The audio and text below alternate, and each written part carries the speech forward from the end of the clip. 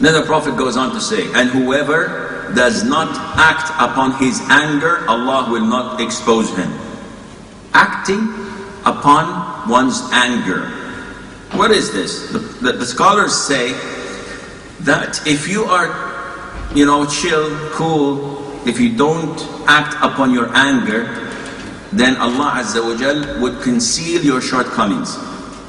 If someone angers me and I don't do anything, and I say, okay, I'm gonna suppress my anger, would anybody know that I curse, or I shout, or I say bad words, or I fight? No, because I stopped myself, I controlled my anger, and I did not act up accordingly. And this is why the Prophet ﷺ, when he was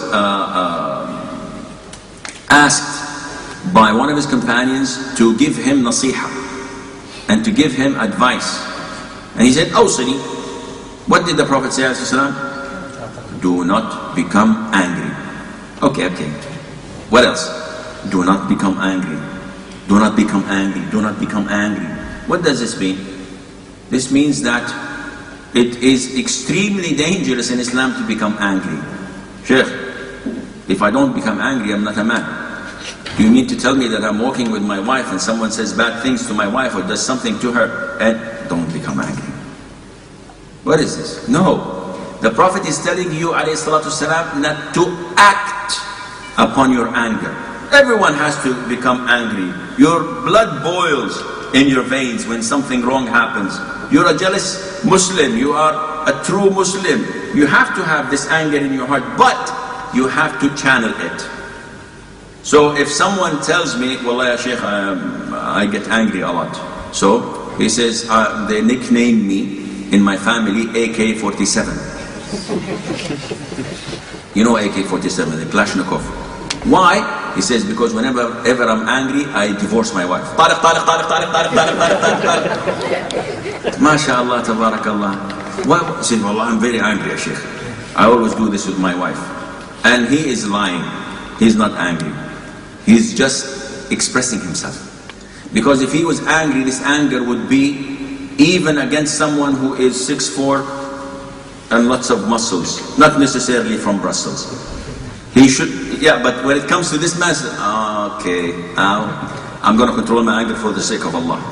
But when it comes for the missus, when it comes for the poor wife, when it comes for the children, no, he does not control himself. This anger is not genuine. So each one of us must get angry every now and then. The Prophet is telling you, do not act upon your anger. So if you're angry with your child, don't spank him. Spanking the child or any grown up on the face is haram, which means you cannot even box, because boxing involves hitting. This is not our topic. Anyhow, so do not act upon your anger. Not only this, the Prophet says, ﷺ, giving you the glad tidings, that whoever suppresses his rage, even though he is able to express it, Allah will fill his heart with hope on the Day of Judgment. Kayf, what's the difference?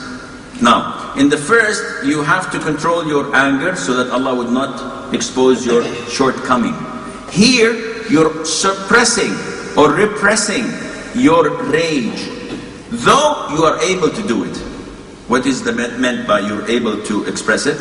Meaning that I can express my rage with my children. If I hit my son, who are you to blame me? Of course, I think in this country it's not allowed, huh? Yeah, in Arabia, alhamdulillah, we can do that. Baseball bat. No, we don't do this, alhamdulillah. We don't hit our children with the grace of Allah. But still, if I do this, I can do it. If I